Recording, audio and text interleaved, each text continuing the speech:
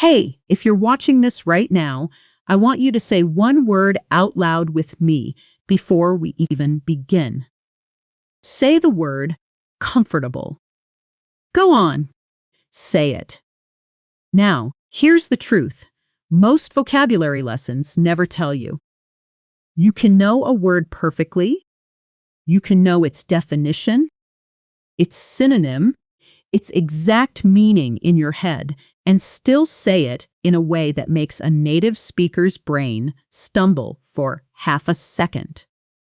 That half a second is the gap between sounding fluent and sounding like you're still translating. Today, we are closing that gap. I'm Claire, and this is Natural Word English. In this video, we are not just learning vocabulary. We are learning the specific sounds inside advanced English words that quietly sabotage you. The sounds that make educated, intelligent, hardworking English learners still get that polite little, "Sorry, what was that?" from native speakers. We are going to fix that, word by word, sound by sound, together, out loud. Here's what makes this video different from a normal vocabulary lesson. Most lessons give you a word, a definition, and a sentence, and they leave the sound alone, as if pronunciation takes care of itself. It doesn't. English spelling lies to you constantly. A letter can hide, a stress can jump from one syllable to another and completely change whether a word is a noun or a verb. Two consonants can crash together and disappear into a single soft sound that no dictionary ever really shows you. So every single word we study today comes with 3 layers. First, what it means and what simpler word it upgrades. Second, exactly how it sounds, slowly, broken apart, then fast, the way a native speaker actually says it in real conversation. Third, where you'll actually use it in a real dialogue, in a real situation, so the word doesn't just sit in your memory, it sits in your mouth, ready to come out the next time you need it. We're going to move through several vocabulary clusters today, each one tied to a real part of life, work, technology, emotions, and more. And inside every cluster, I'll show you the specific sound pattern that trips people up. Some of it will be about where the stress falls in a word. Some of it will be about sounds that disappear when native speakers talk fast. Some of it will be about that famous th sound that so many learners either skip or replace with an S or a Z without realizing it. By the end of this video, you'll have somewhere around 60 new advanced words and phrases, real C1 and C2 level vocabulary, and just as importantly, you'll have retrained your mouth on exactly how to produce them so they land clearly the first time, every time. Ready? Let's start with the first cluster. And it's one that trips up even confident English speakers. Professional vocabulary where stress decides everything. Let's begin with a pattern that causes more confusion than almost anything else in English pronunciation, and it's this. Some words change their entire grammatical identity depending on which syllable you stress, and nothing about the spelling warns you. Take the word contrast. Say it with me. Stress on the first part. Contrast. That's the noun. Like There's a clear contrast between the two designs. Now say it with the stress on the second part. Contrast. That's the verb. Like, his calm voice contrasted with her nervous energy. Same letters, same spelling, but the stress physically moves. And if you say the noun with verb stress or the verb with noun stress, a native speaker will still understand you, but it will sound slightly foreign, slightly off, like a small flag that says non-native speaker before you've even finished the sentence. This pattern shows up constantly in professional English, and today we're going to make sure you own it instead of it owning you. Owning you. Let's take our first real vocabulary word from this pattern. Delegate. As a verb, it means to give a task or responsibility to someone else, and it's stressed on the last syllable, with the ending sounding almost like gate. Delegate. A good manager knows how to delegate tasks instead of doing everything alone. But as a noun, meaning a representative sent to a meeting or conference, the stress moves to the front and that final vowel softens into an it sound. Delegee. Each country sent one delegate to the climate summit. Notice that delegate, the verb, ends with a strong, clear gate sound. Delegee, the noun, ends with a soft, quick it sound. Say both again with me, slowly. Delegate, delegate. Delegate, delegee. Now here's your visualization. Imagine you're sitting in a Monday morning meeting. Your manager looks around the room and says, "I can't do all of this myself. I need to delegate some of these responsibilities." Someone else, maybe you, replies, "That makes sense. Who's going to be the delegate for the client call this afternoon?" Hear that? Same root word, two different jobs, two different sounds. Let's add another one from the same family, coordinate.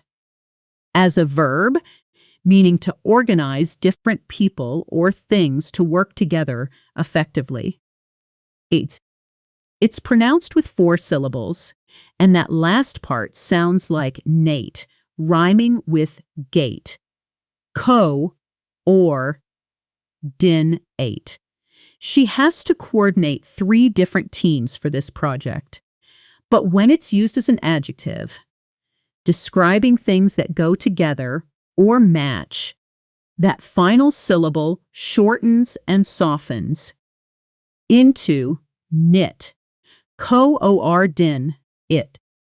These colors are perfectly coordinate with the design of the room. In real conversation, you'll mostly meet the verb form, so let's lock that in with a dialogue. Picture a busy office, phones ringing quietly in the background. A project deadline approaching. Person A says, "Can you coordinate the schedule between marketing and design this week?" They keep missing each other. Person B answers, "Yeah, I'll coordinate it, but I'll need both team leads to actually respond to my messages." Person A laughs and says, "Good luck with that." Person B says, "I know, right? I'll follow up personally if I have to." Notice the rhythm there.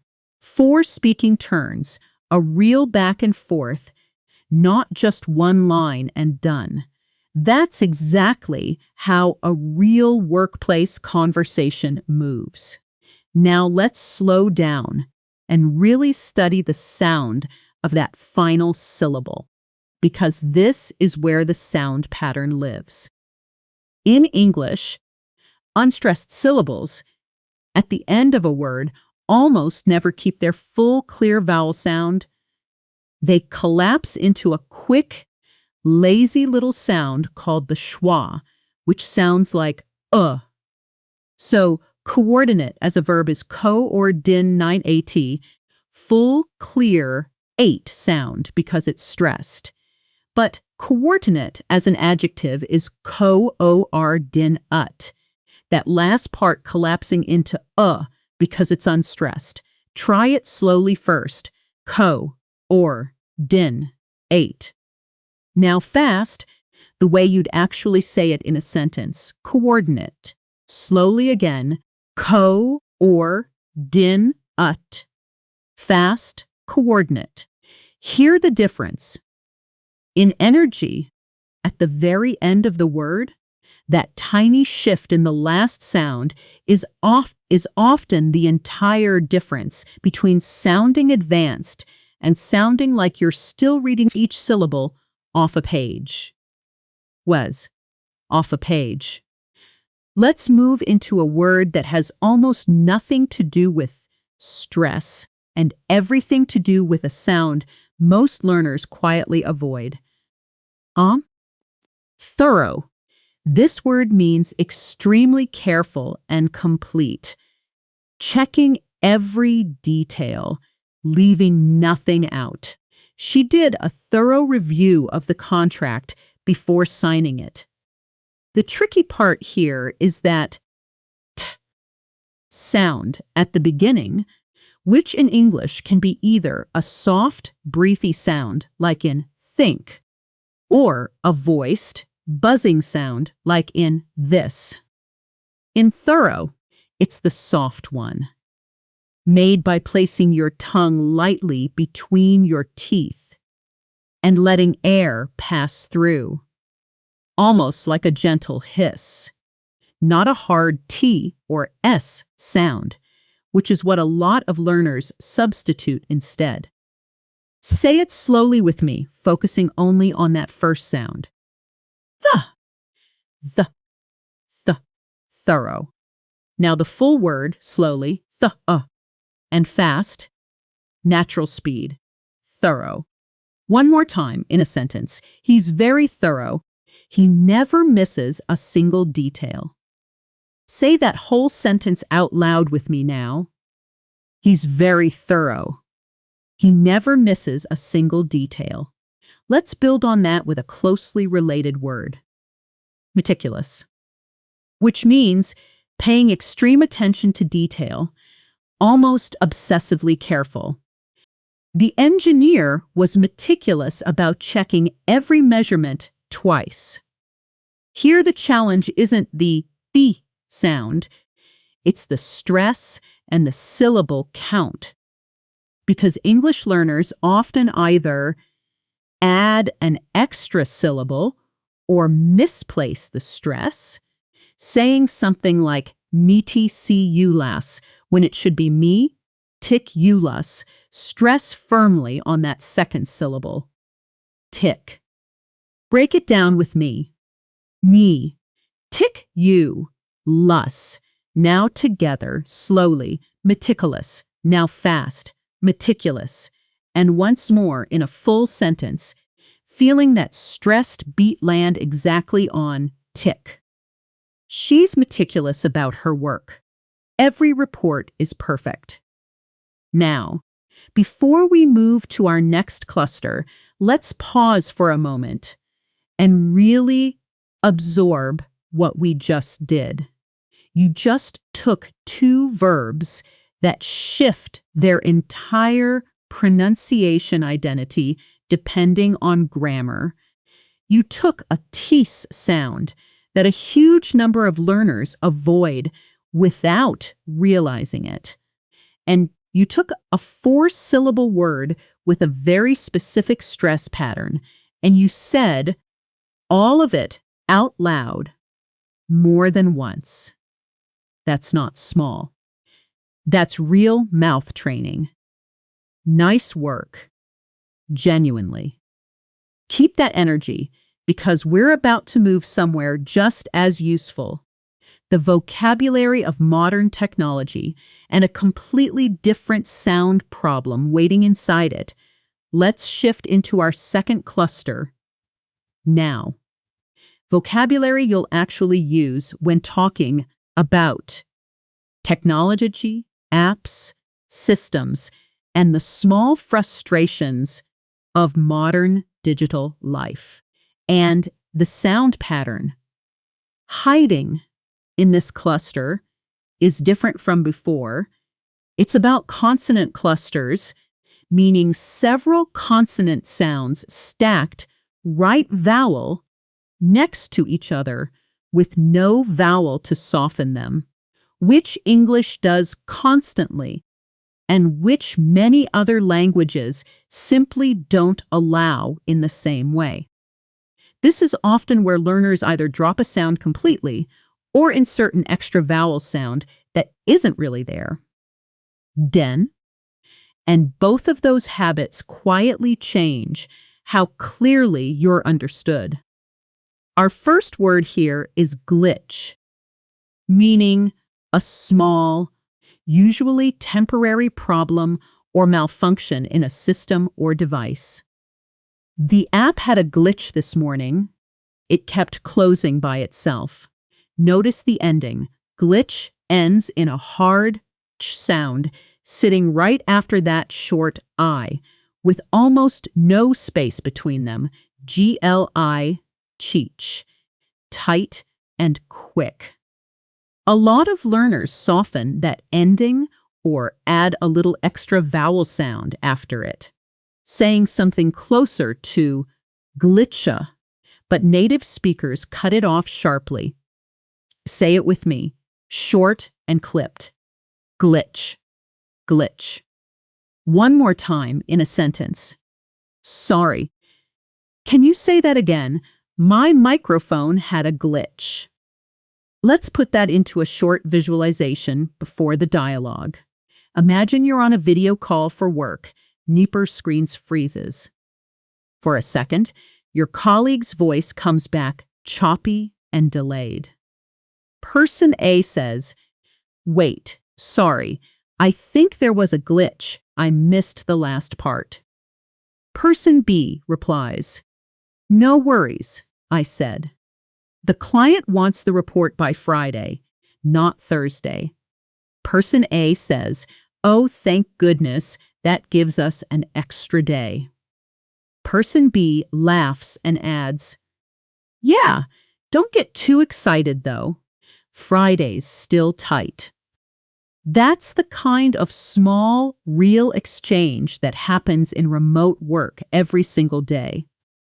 Next word, synchronize, meaning to make two or more things happen or operate at exactly the same time. We need to synchronize our calendars so we don't double book meetings. The sound challenge here is at the very start, that SY combination followed quickly by N, creating a consonant cluster right at the front of the word that some learners break apart with an extra vowel sound. Num, vowel sound, turning synchronize into something like synchronize. Instead, keep it tight. Synchronize. 3 clean beats. Stress on that first syllable. Slowly. Nize. Fast. Synchronize. Try the full sentence with me. Let's synchronize our schedules before we start the project. One more useful form of this word is the adjective synchronized, which drops the stress slightly differently onto that same first syllable, but adds a soft D at the end. Syncru, nizdeed. The two systems finally became synchronized after the update. Now here's a word almost everyone in tech conversations needs, but frequently mispronounces because of where the stress falls. Algorithm. Say it slowly with me. Stress lands hard on that very first syllable, al, and then the rest of the word tumbles downhill quickly and lightly after it. Many learners accidentally put equal stress on every syllable, which makes the word sound heavy and mechanical instead of natural. Try it again, feeling that strong first beat. Algorithm. Algorithm. Now in a sentence, the algorithm decides which videos you see first. And notice something interesting about that th sound buried in the middle of this word too. It's the same soft, breathy th as in thorough from our last cluster, so this is actually good review. Say the middle of the word slowly. G, rith, Full word again. Let's bring these three words together with a dialogue that uses real back and forth, the kind you'd actually hear between two coworkers dealing with a technical problem. Picture this scene: an open office space, a slightly stressed afternoon. Two colleagues staring at a laptop screen together. Person A says, "Something's wrong. The numbers on the dashboard don't match what we synchronized yesterday." Person B replies, "Might just be a glitch. Let me refresh the page." Person A waits a moment and says, "Still the same." Do you think the algorithm updated overnight and changed how it's calculating things? Person B thinks for a second and answers, "Actually, that's a really good question. I hadn't considered that. Let me check the release notes." Person A says, "Okay, let me know." Because if the algorithm changed, we need to explain that to the client before the meeting. Now, let's use that dialogue for a role-play switch. I'm going to read Person A's lines again, and this time, after each one, you pause and answer as Person B yourself in your own words before I give you the sample answer. Ready? Here's line 1. "Something's wrong. The numbers on the dashboard don't match what we synchronized yesterday." Pause the video for a moment and answer out loud as Person B. Done? Here's a sample answer you could have given. "Might just be a glitch. Let me refresh the page and see what happens." Nice. Even if your exact words were different, what matters is that you produce something out loud, under a little bit of pressure, which is exactly what real conversation feels like. Let's add one more essential, tech-adjacent word before we move on. Sophisticated, meaning advanced, complex, and refined, often used for technology, but just as often for people, taste, or ideas. This is a surprisingly sophisticated system for such a small company. The sound challenge here is the middle of the word. Monogen, where PH makes an F sound, not a P sound. Something that trips up learners whose first language doesn't use that spelling pattern. Break it down. Fis, tid. 5 syllables. Stress landing clearly on that second one. Fis. Slowly again. Festicated. Fast. Natural speed. Sophisticated.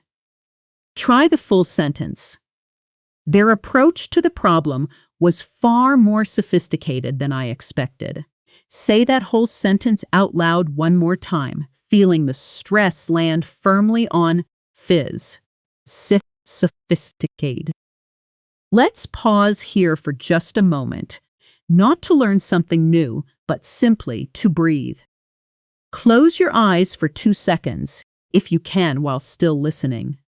You've already worked through 2 full clusters of real, useful C1 to C2 vocabulary, and you've said every single word out loud more than once each. That's real practice, not passive watching. When we come back in a moment, we're moving into a cluster that touches something every single one of us deals with constantly, and it might be the most personally useful vocabulary in this entire video. The language of emotions and a sound pattern that quietly disappears. If you're not listening for it, the schwa hiding inside almost every unstressed syllable in English.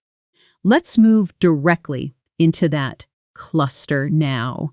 The vocabulary of emotions, personality, and how we describe ourselves and other people in a nuanced, precise way.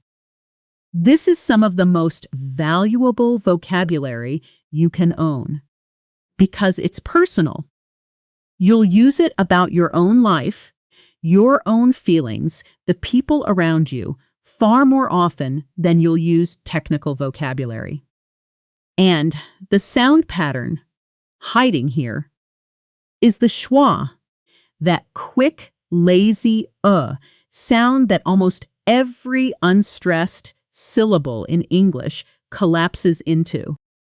If you don't control it, your speech will sound too careful, too spelled out, like you're reading rather than speaking. If you do control it, your English suddenly flows. Our first word is resilient, meaning able to recover quickly from difficulty. Tough in a flexible, adaptable way rather than a rigid way. She's incredibly resilient. She went through a lot last year, but she's stronger than ever now. Break the word down slowly. Resilient. Stress lands on that second syllable, zeal, and notice the ending, ient. Doesn't sound like e-ent. It collapses into a quick yunt. Say it slowly first. Resilient. Now fast, resilient. And the noun form, resilience, follows the same pattern. Resilience. Try a full sentence with me. Kids are often more resilient than we give them credit for. Let's build a scene around this word before moving forward. Imagine a quiet evening conversation between 2 close friends, one of them going through a hard time after losing a job. Person A says, "Honestly, I don't know how you're handling all of this so calmly." Person B replies, "I'm not always calm.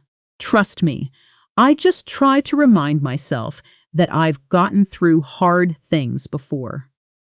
Person A says, "Still, you're being incredibly resilient about it."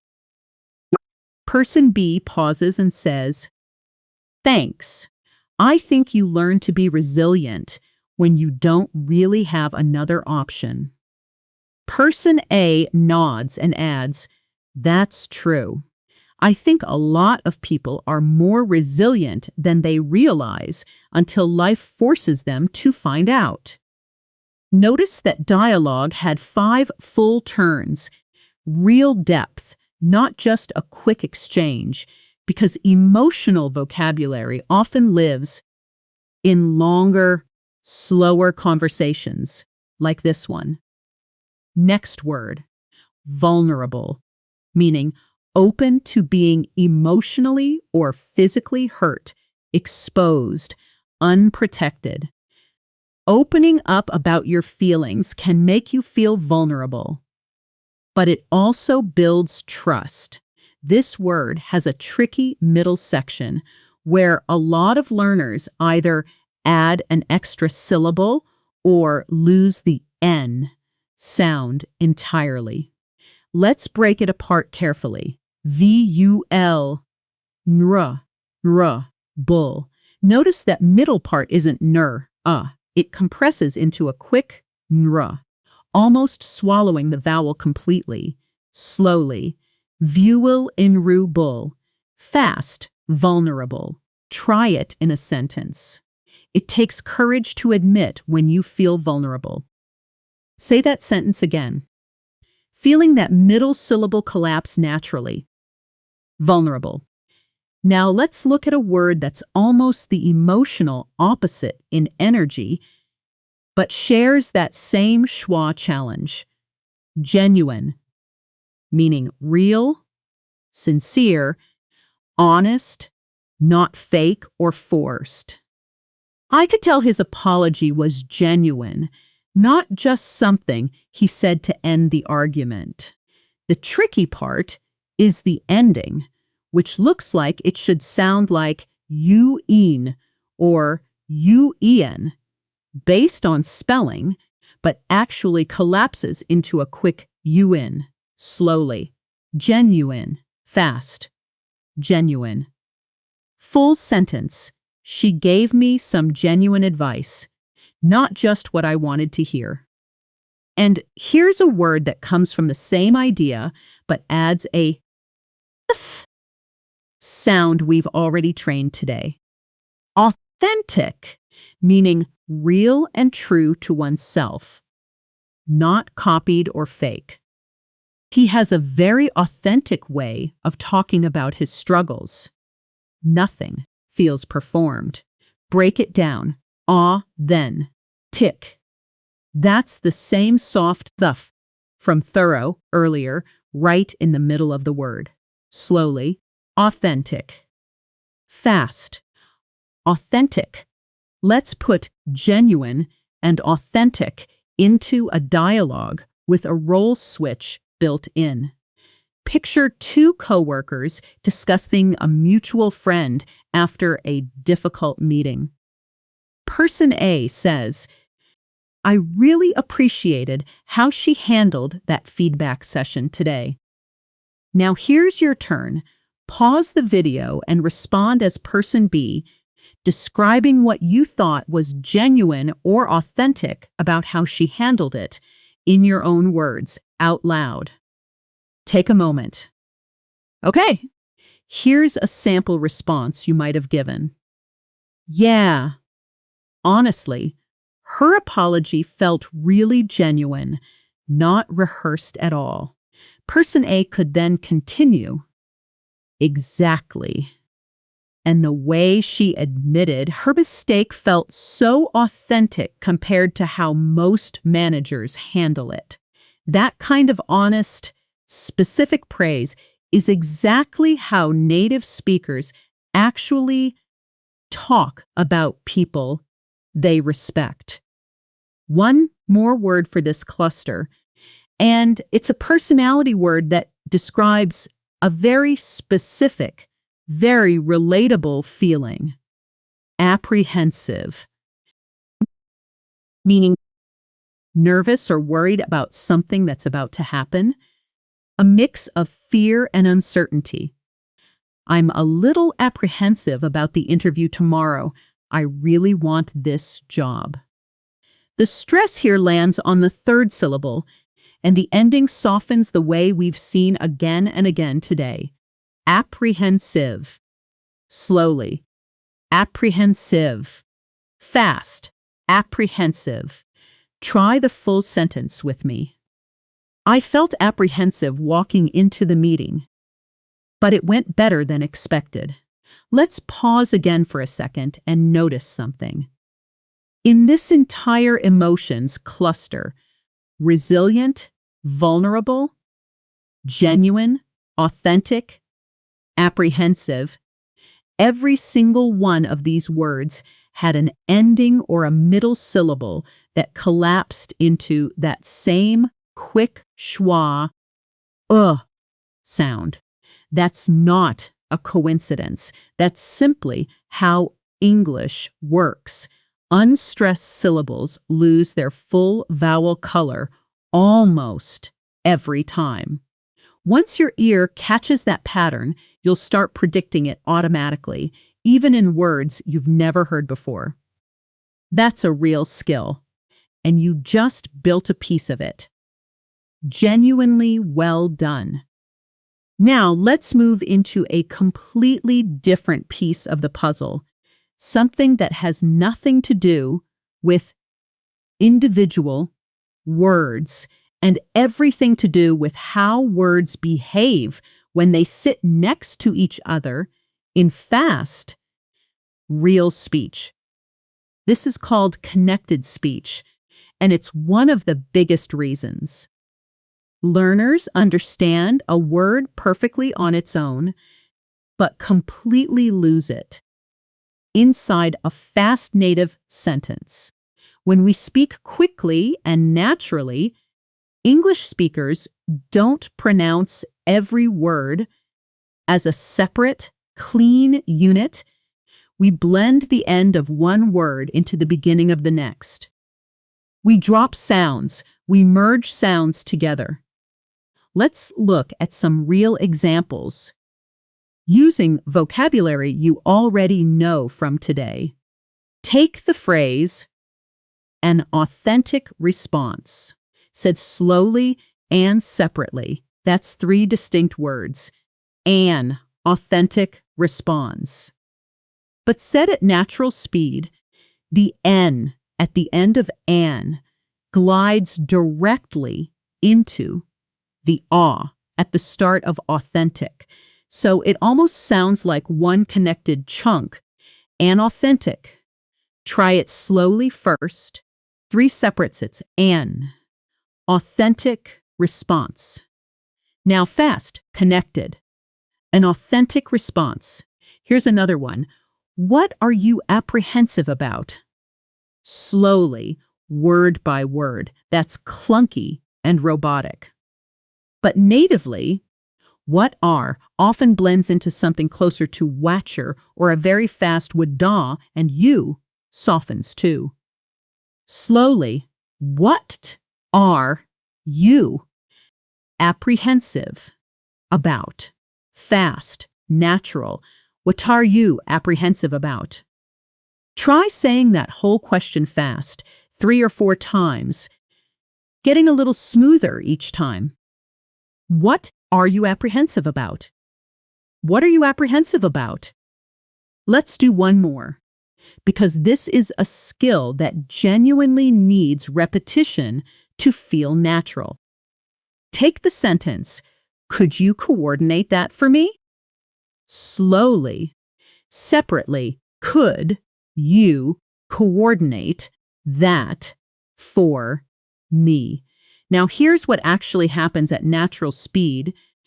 Could you blends into something closer to could you, the D and Y, sounds merging together into a soft J sound. Say it slowly first. Could you? Now the blended version. Could you? Full sentence fast. Could you coordinate that for me? One more time, a little faster and more relaxed. Could you coordinate that for me? This is exactly the kind of listening skill that separates people who understand textbook English from people who understand real, fast, native conversation. And here's an important tip that will help you far beyond this video. When a native speaker talks quickly and you don't catch every single word, you don't need to. You need the gist, the main idea, the shape of what they're saying, not a word-for-word transcript in your head. If someone says something fast and you catch maybe 70% of it, don't panic and don't ask them to repeat everything. Instead, respond naturally with something like, I see, or that makes sense, or simply, right, the same way native speakers themselves do constantly when they're listening quickly on the fly. Try saying those responses with me now, casually, the way you'd actually use them. I see. That makes sense. Right. Notice how short and low effort those are. That's intentional. That's exactly how natural listening responses sound. Quick little signals that keep a conversation moving instead of stopping it to demand perfect understanding of every single word. Now, let's move into our next vocabulary cluster, and this one is going to feel a little different in tone because we're moving into the vocabulary of travel and unfamiliar situations. The kind of English you need when you're outside your comfort zone, navigating something new, maybe a little lost, maybe a little excited. Azantine, and the sound pattern we're focusing on here is one we touched briefly before, but haven't fully broken down yet. Minimal pairs, meaning two words that sound almost identical except for one single sound, where that one tiny difference completely changes the meaning. Let's start with a pair that causes real confusion. Affect and effect. These two words are used constantly. They look similar, they sound similar, and mixing them up is one of the most common mistakes, even at an advanced level. Affect is usually a verb, meaning to influence or change something. Effect is usually a noun, meaning the result of that influence. Listen to the sound difference. Affect begins with a short, quick sound, E-K-T, stress on the second part. Affect begins with a slightly more open is sound, I-H-F-E-K-T, also stressed on the second part. But that very first vowel is subtly different. And in fast speech, native speakers often rely on grammar more than that tiny vowel difference to tell them apart, which is exactly why the grammar rule matters so much here. Say them side by side slowly.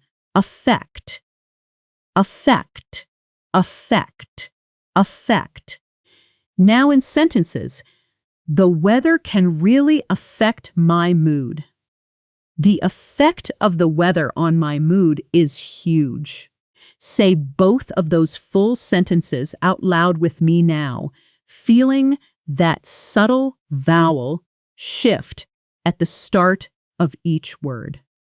Let's move to another pair that trips up even confident speakers in travel and everyday contexts. Dessert and dessert. Dessert, with stress on the first syllable. D-Z-Et means a dry, sandy area with little rainfall, like we drove through the desert for 6 hours. Dessert, with stress on the second syllable. Dessert means the sweet food you eat at the end of a meal. Like, what's for dessert tonight? Notice that the spelling difference is just one letter, one extra S, but the entire stress pattern of the word flips depending on which one you mean. And mixing them up in a restaurant is a classic, slightly embarrassing mistake. Slowly. Desert, dessert. Fast, desert, dessert. Full sentences. We're planning a trip through the desert next month. I'm way too full for dessert, but I'll have a small bite of yours. Say both again, feeling exactly where the stress lands in each one. Let's build a travel dialogue using this cluster with a visualization to set the scene first. Imagine you've just landed in a new country after a long flight. You're sitting in a small local restaurant with a friend. Tired but excited. Menus open in front of you. Unfamiliar smells of food drifting from the kitchen. Person A says, "I can't believe we're finally here. This trip is going to affect how I see travel forever, honestly." Person B laughs and replies, "That's a bit dramatic, but okay. I like the energy." Person A continues, "I'm serious. Look at this menu. Everything sounds incredible."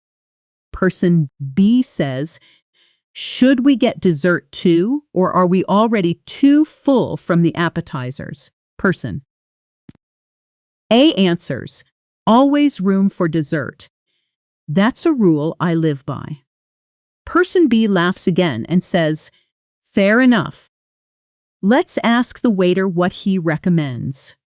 That's a full, natural, five-turn conversation, the kind that actually happens on a trip. Casual, a little playful, grounded in a real moment. Let's add one more essential travel context word before we take a short breathing break. Itinerary, meaning the planned schedule or route of a trip. Can you send me the full itinerary before we leave? This word has 5 syllables and a stress pattern that many learners flatten out, making the whole word sound heavy and equal in weight. The correct stress lands on the second syllable, itinerary. Slowly, itinerary. Fast, itinerary. Try the full sentence. Our itinerary for the trip is packed, but I think it's going to be worth it. Now, let's pause here, just for a moment, and let everything settle. Take a slow breath in through your nose if you can while still listening. Let it out slowly. You've already covered stress shifting, professional vocabulary, technology vocabulary with consonant clusters, emotional vocabulary built on the schwa sound, real connected speech patterns, and now minimal pairs in travel vocabulary. In travel vocabulary, that's an enormous amount of real usable English, and your mouth has physically produced every piece of it today. When we come back, we're going into our next cluster, and I want you to notice something as we go, how much easier these new words feel to say now compared to the very first word we practiced at the start of this video. That difference is real progress, and it's yours. Let's move into our next cluster now, and this one is about education and personal growth vocabulary, the kind of words you reach for when you're talking about learning, improving, or making sense of complicated ideas. The sound pattern here brings back something from earlier, word stress, that shifts meaning, but this time paired with a specific challenge, words where an extra unstressed syllable likes to sneak in if you're not careful, making the word sound bulkier and less natural than it should. Our first word is comprehensive, meaning complete, covering everything, thorough in scope rather than just detail. We need a comprehensive plan, not just a quick fix. The stress lands on the third syllable, and many learners either stress the wrong syllable or add extra weight to syllables that should stay light. Break it down. Com, pry, hen, sieve. Slowly. comprehensive. Fast, comprehensive. Full sentence. The course gives you a comprehensive understanding of the subject, not just the basics. Next, articulate. A word that does something interesting. It can be an adjective or a verb, and the pronunciation shifts slightly between them, similar to what we saw earlier with coordinate. As an adjective, meaning able to express ideas clearly and fluently, that final syllable softens into a quick lit, lit. She's incredibly articulate. She always explains complicated ideas so clearly. As a verb, meaning to express something clearly, that final syllable opens up into a fuller late sound. Late. It's hard to articulate exactly why this matters to me. Say both forms slowly. Articulate. Now, fast. Articulate. Notice again, adjective ending soft and quick, verb ending fuller and stronger, exactly the same pattern we trained earlier with coordinate and delegate. Let's build a dialogue here, with a role switch technique included. Imagine a mentor and a student sitting together after a presentation. The room quiet, papers on the table between them. The mentor says, "That was a strong presentation, but I think you can articulate your main point even more clearly in the opening. Now it's your turn." Pause here and respond as the student, out loud, in your own words, reacting to that feedback. Take a moment. Here's a sample response you might have given. "That's fair. I think I was too nervous to slow down and really articulate what I meant." The mentor could then continue. "That happens to everyone. Once you calm down, you're actually incredibly articulate. I've heard you explain things beautifully before." The student might reply, "Thanks. That means a lot. I'll work on staying calmer next time." Notice how naturally the word repeats across the conversation in slightly different forms. That's exactly how real vocabulary retention works. Not one use and done, but the same word circling back through a conversation. Let's add one more word to this cluster. Profound, meaning very deep, significant, having a strong intellectual or emotional impact. That book had a profound effect on how I see the world. The sound challenge here is subtle. That ow spelling doesn't sound like the ow in sound or found. It actually rhymes with those words, but a lot of learners overcorrect and make it too flat. Say it slowly. Profound. Stress clearly on the second syllable. Fast. Profound. Full sentence. Her insight into the problem was surprisingly profound for someone so young. Now let's shift into a slightly different kind of practice, a technique we mentioned briefly right at the very beginning of this video. Shadowing.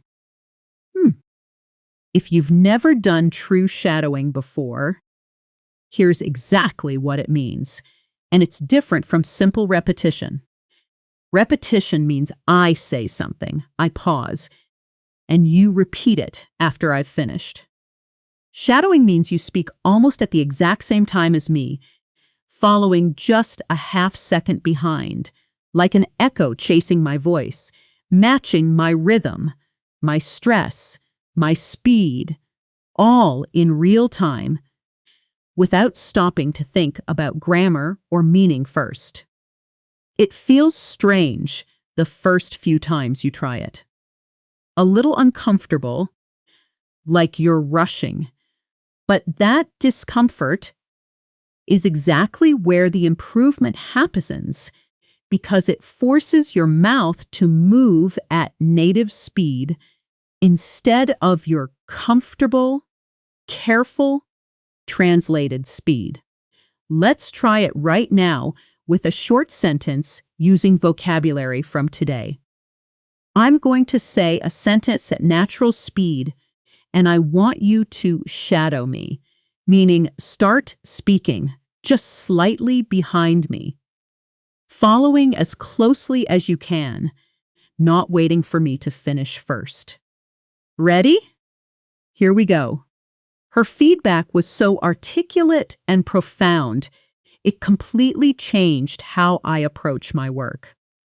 Let's do that one more time. And this time, really commit to shadowing right on top of my voice, not after it.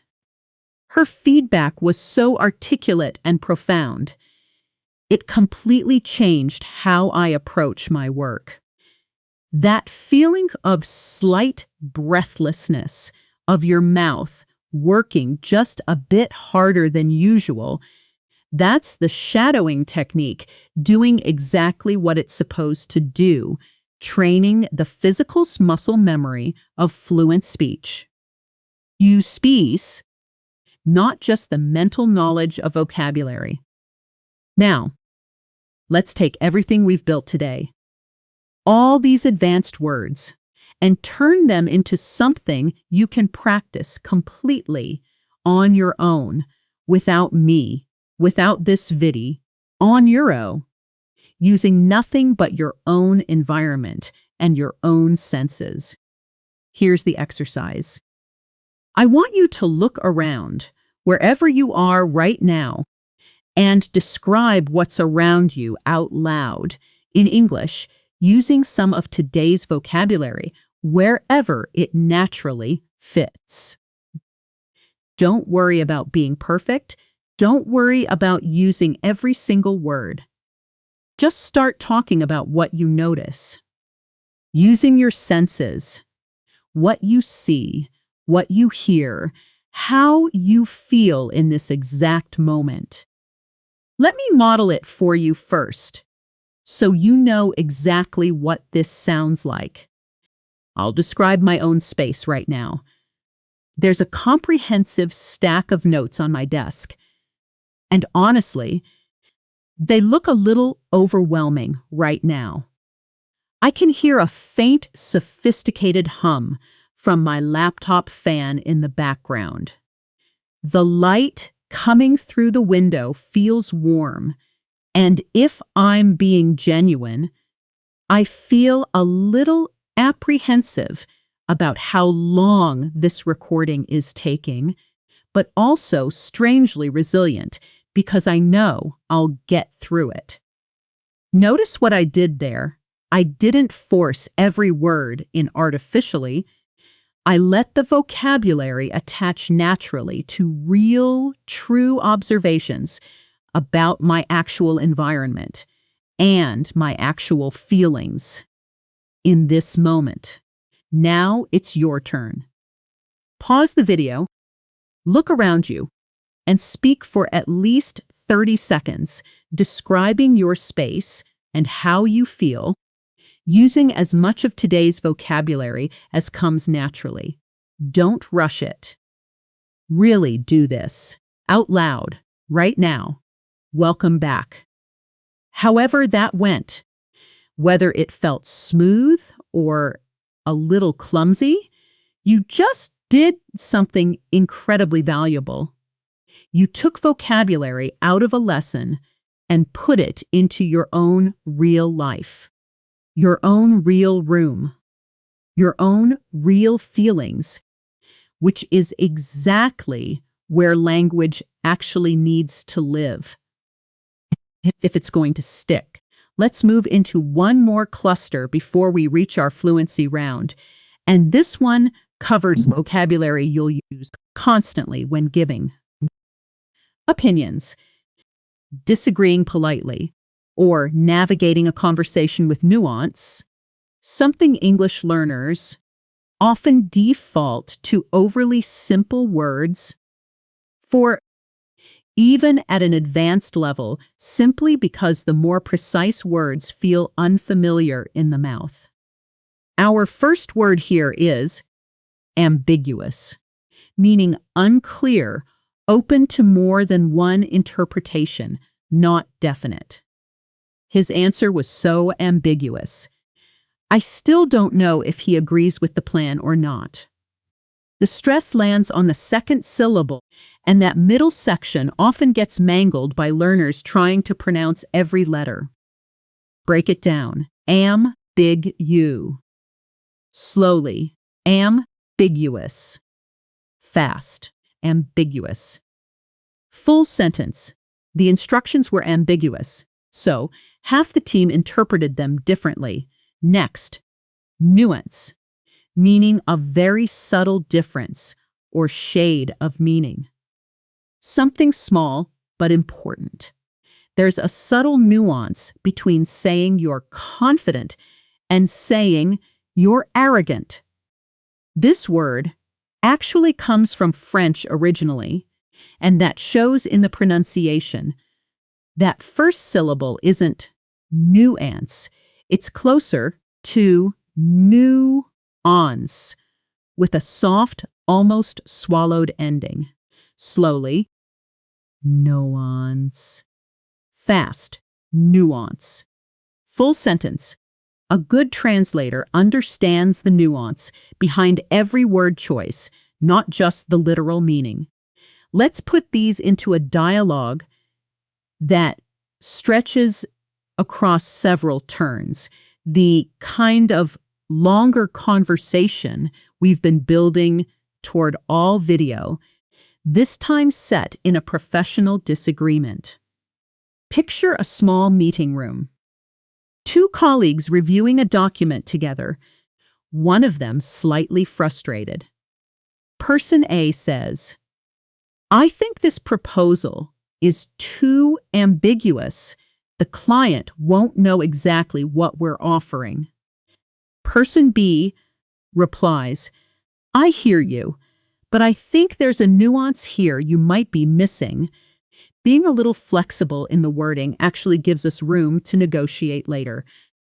Person A pushes back gently. "Maybe, but ambiguous language can also just look like we don't know what we're doing." Person B considers this and says, "That's a fair point. Actually, what if we keep the flexible language, but add one comprehensive summary paragraph at the end to make our main position completely clear?" Isen. Person A nods and says, "Yeah, that could work. That solves both problems at once." That's 6 full turns of natural disagreement and resolution, exactly the kind of nuanced, professional conversation that simple vocabulary simply can't carry the way advanced vocabulary can. Let's finish this cluster with one more essential word. Inevitable, meaning certain to happen, impossible to avoid or prevent. Some conflict was inevitable once the two teams started competing for the same budget. The sound challenge is that middle section, again, that quick collapsing schwa pattern we've now trained many times today. Slowly, in e, it u, bull. Fast, inevitable. Full sentence. Change is inevitable. The only question is whether you adapt to it early or late. Now, before we move into our final stretch of the video, let's take one more short breathing. Pause. A little quieter this time. You've now worked through 5 full vocabulary clusters, professional stress shifting words, technology consonant clusters, emotional schwa patterns, travel minimal pairs, And now, nuanced opinion vocabulary alongside real connected speech, training, and a full shadowing exercise. That is a genuinely enormous amount of ground covered. And I want you to actually notice how your mouth feels right now. Slightly warmed up, slightly more relaxed, maybe even a little tired in a good way. The way it feels after any real physical practice, because that's exactly what this has been. When we come back, we're heading into the fluency round where we take a good chunk of today's vocabulary and move through it quickly. One word right after another, building real speaking speed and confidence, followed by your final challenge and a clear next step for tomorrow. Let's move into our final vocabulary cluster before the fluency round, and this one focuses on upgrading common basic words into more advanced, precise alternatives, something that instantly makes your English sound more sophisticated in everyday conversation, not just in formal writing. The sound pattern we're returning to here is intonation, the rise and fall of your voice across a sentence, because these words often live inside opinions and reactions, and how you say them matters just as much as which word you choose. Let's start with an upgrade for the word happy. Instead of always reaching for happy, try elated, meaning extremely happy, joyful, almost overflowing with excitement. I was elated when I found out I got the job. Notice the stress. I elated. Strong, clear beat on that second syllable. Slowly, I elated. Fast, elated. And here's the intonation piece. When you say this word to express real excitement, your voice should actually rise slightly on that sen, on that stressed syllable, almost like you're smiling with your voice. Try it with real energy. I was elated. Say it again, letting your pitch genuinely lift. Elated. Next, an upgrade for the word tired. Tired. Instead of tired, try exhausted, meaning completely drained of energy, far beyond simple tiredness. After the 12-hour flight, I was completely exhausted. The stress here lands on the second syllable, and that H is silent, which surprises a lot of learners who try to pronounce it. Ig, za, tid, slowly. Stid. Fast, exhausted. Here the intonation should actually drop and flatten a little. Your voice should sound genuinely worn out when you say it. Matching the meaning. I'm completely exhausted. Try it again, letting your voice sag slightly with tiredness as you say it. Exhausted. Let's build a quick role play using both of these words together. With a role switch set at the end of a long workday. Picture two roommates arriving home late in the evening, both collapsing onto the couch. How was your day? Says. Now it's your turn.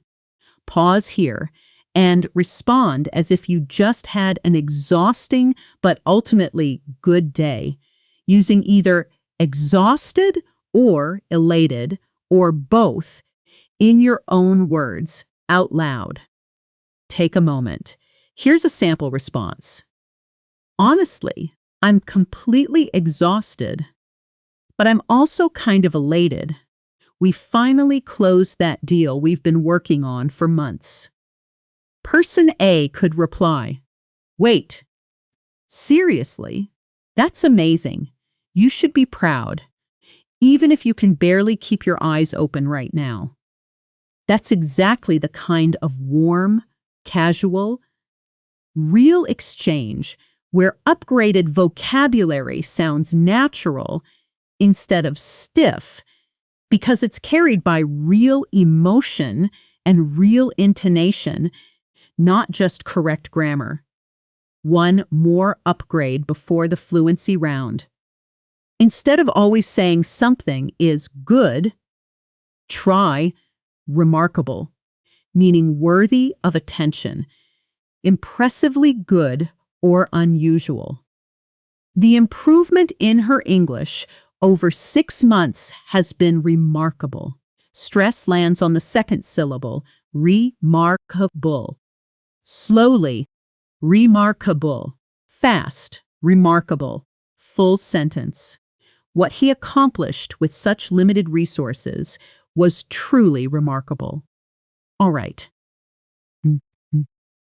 That's our full vocabulary library for today, spanning professional life, technology, emotions, travel, education, opinions, and everyday upgrades.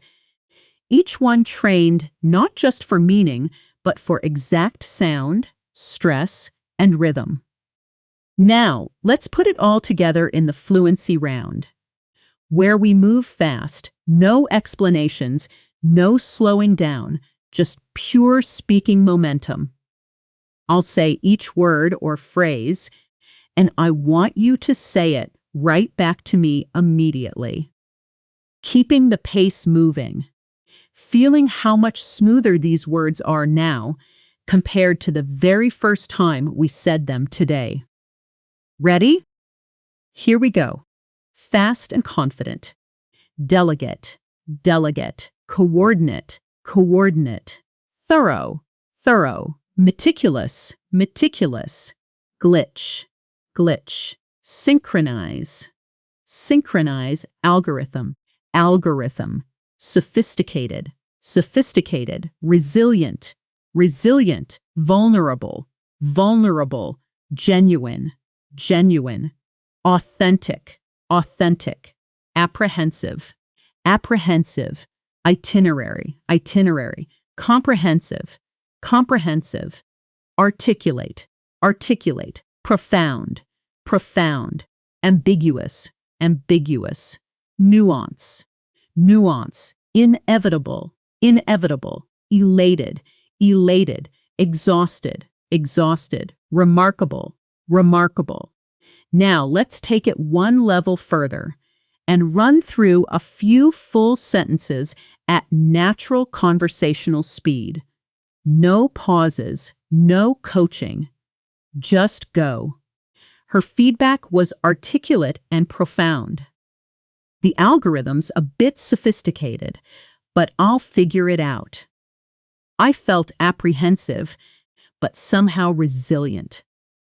There's a real nuance between those two ideas. Honestly, I'm exhausted, but genuinely elated.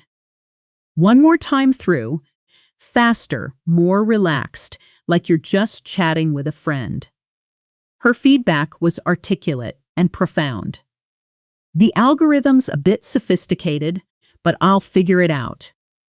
I felt apprehensive, but somehow resilient. There's a real nuance between those two ideas. Honestly, I'm exhausted, but genuinely elated. That right there, that slightly breathless, fast-moving feeling, that's exactly what real fluency practice should feel like.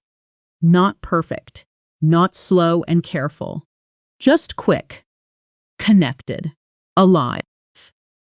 Now, before we close out today, I want you to take a second and actually notice everything you did in this video. You trained stress-shifting words that change identity between noun and verb. You trained the soft T sound, hiding inside words like thorough and authentic. You trained consonant clusters in technology vocabulary. You trained the schwa sound, collapsing quietly into nearly every unstressed syllable in English. You trained real connected speech, the blending and merging that happens at natural speed. You practiced shadowing, echoing speech in real time, instead of just repeating after a pause. You described your own real environment using brand new vocabulary, and you just sped through more than 20 advanced words and full sentences in a fluency round. That is not a small amount of work. That is a serious, complete practice session, and your mouth, your ear, and your memory all did real work together today. So here's your task. The same kind of task that actually creates lasting change instead of vocabulary that fades by tomorrow. Go to the comment section right now and write one full sentence using at least 2 of today's words, something true about your own life. Maybe it's, I'm exhausted but genuinely elated about something this week. Or maybe it's, I need to be more meticulous about my English practice. It doesn't need to be perfect. It just needs to be real, and it needs to be yours. That small act tells your brain something important, that you didn't just watch this video, you used it. And if you want to go even further, come back and shadow this entire video one more time, right now or later today. The second time through is always smoother, always faster, and you'll be surprised how much more naturally these sounds sit in your mouth the second time around. Tomorrow, we'll keep building new vocabulary, a new set of real-life situations, and more of these exact sound patterns that quietly decide whether you're understood instantly or asked to repeat yourself. Keep practicing. Keep speaking out loud. I'll see you in the next one.